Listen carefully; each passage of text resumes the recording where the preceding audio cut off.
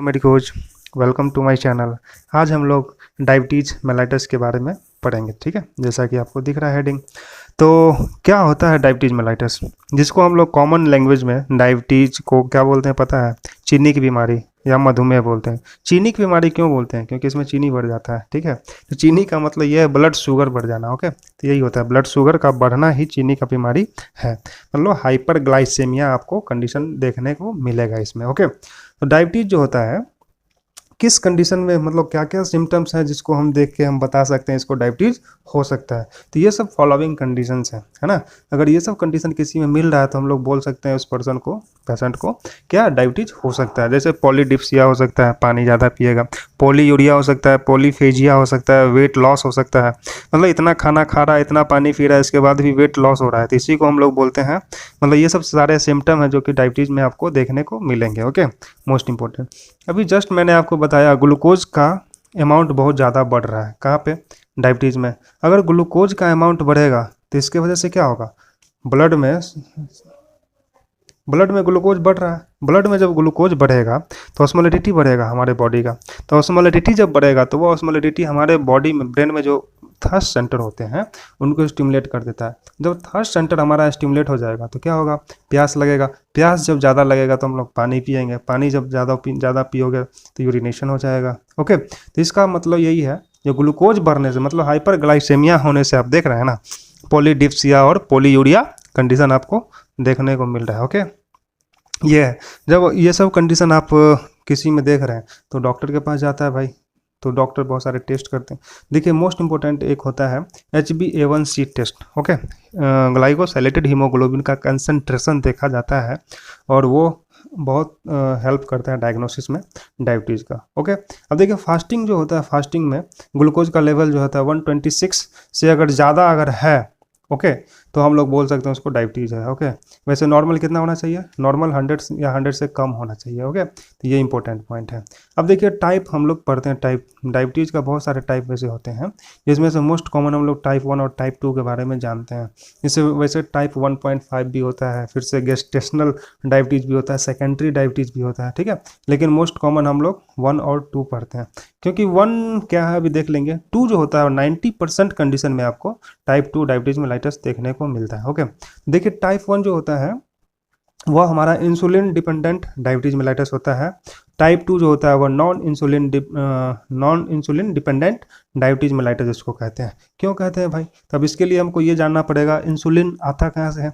Pancreas से। Pancreas में कौन सा सेल रिलीज करता है? Beta cell. तो बीटा सेल जो होता है वो हमारा इंसुलिन रिलीज करता है। मतलब इंसुलिन डिपेंडेंट है, मतलब यहाँ पे बीटा सेल का रिलेशन होगा। ओके, तो देखिए यहाँ पे होता है कि टाइप 1 अगर डायबिटीज़ मेलाइटस किसी को हुआ है तो उसमें बीटा सेल डैमेज हो जाता है। पैनक्रियाज का जो बीटा सेल है वो डैमेज हो जाता है। क्यों होता है?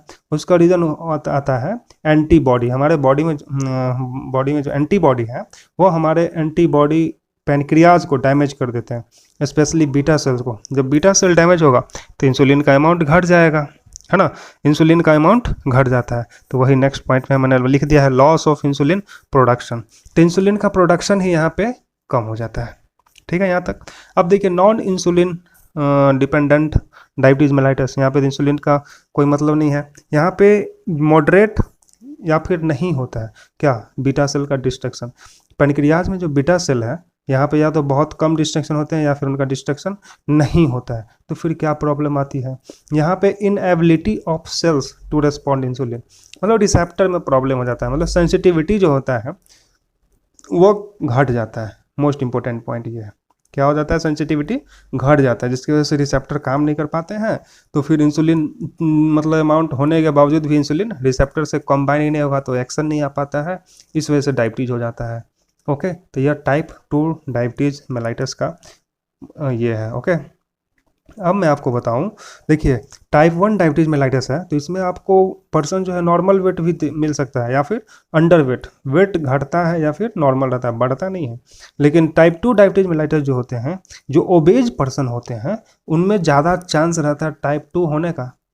ध्यान रखिएगा, टाइप 2 जो है वह ओबेज पर्सन में ज़्यादा चांस रहता है जो उनको टाइप 2 डायबिटीज मेलाइटस हो सकता है। वैसे जनरली देखा जाए तो डायबिटीज जो है किसी भी एज में किसी को भी कोई सा भी टाइप हो सकता है, लेकिन जनरली पहले ऐसा बोला जाता था, जुवेनाइल ऑनसेट होता था टाइप 1 का, पहले ऐसा बोला जाता था, मतलब बच्चों में ज़्यादातर कॉमन अगर देखा जाए तो वह टाइप 1 था। लेकिन बाद में क्या मतलब ये टाइप 2 जो था उसको एडल्ट ऑनसेट बोला जाता था, मतलब मैच्योर होने के बाद अगर किसी में डायबिटीज हो रहा है तो वह टाइप 2 होगा, और टाइप 1 किस में, जुवेनाइल बच्चों वगैरह में। ओके, लेकिन अब ऐसा कुछ है नहीं, लेकिन फिर भी ये पॉइंट याद रखिएगा। Okay, this is about types तो वैसे और भी हैं, लेकिन और इसके बारे में कुछ चर्चा करते हैं। देखिए क्या कारण हो सकता है। एक तो मैंने भी जस्ट बताया, एंटीबॉडी डिस्ट्रॉय कर देते हैं हमारे बॉडी को, मतलब पैनक्रियाज बीटा सेल को, इस वजह से इसको हम ऑटो इम्यूनिटी, और ये मोस्ट कॉमन कॉज है किसका, टाइप 1 डायबिटीज मेलाइटस का, ऑटो इम्यूनिटी। वायरस से भी बहुत सारे वायरस भी हैं जो हमारे बॉडी मतलब पैनक्रियाज को अफेक्ट करके मतलब डायबिटीज करवाते हैं, डायबिटीज मेलाइटस। ओके, और जेनेटिक तो है ही, अगर माता पिता को है तो बच्चे को भी हो सकता है। ओके, चांस रहता है जेनेटिक। अब देखिए टाइप 2 जो है इसमें मोस्ट इंपॉर्टेंट आपका डाइट, लाइफ स्टाइल वगैरह इन्वॉल्व होता है। डाइट पे भी बहुत सारा इंपॉर्टेंट है। ओके, लाइफ स्टाइल आपका कैसा है, फिर जेनेटिक तो है ही, इस पर भी डायबिटीज मेलाइटस हो सकता है। ओके, तो आई थिंक दिस इतना सारा बहुत है टाइप 1 टाइप 2 को पहचानने में। ओके, देखिए इसके अलावा जो है और भी टाइप होते हैं, जैसे मैंने बताया था, जैसे कोई एक होता है सेकेंडरी डायबिटीज। सेकेंडरी नाम से ही लग रहा है ये प्राइमरी नहीं है, मतलब सेकेंडरी है, किसी और वजह से हुआ होगा। इसमें क्या होता है, अगर मान लीजिए कोई मेडिसिन ले रहे हैं आप, ड्रग्स अगर कोई यूज कर रहा है तो उसके वजह से डायबिटीज अगर हो रहा है तो उसको सेकेंडरी डायबिटीज बोलेंगे। ओके, अब किसी का पेनक्रियाज का मान लीजिए ऑपरेशन हुआ, पेनक्रियोटॉमी हुआ है। ओके, पेनक्रियोटॉमी हुआ है तो उस कंडीशन में भी हम बोल सकते हैं उसमें भी सेकेंडरी डायबिटीज होगा, उसमें जो डायबिटीज होगा वो सेकेंडरी डायबिटीज होगा। अब एक होता है गेस्टेशनल डायबिटीज टाइप 4। क्या है गेस्टेशनल डायबिटीज? गेस्टेशनल डायबिटीज का मतलब ये होता है, अगर मान लीजिए कोई 20 से 24 वीक्स 20 to 24 वीक्स, कहने का मतलब क्या है, 5 से 6 महीने का अगर प्रेग्नेंट लेडी है कोई, तो उसमें एक हार्मोन होता है। कौन सा हार्मोन होता है पता है?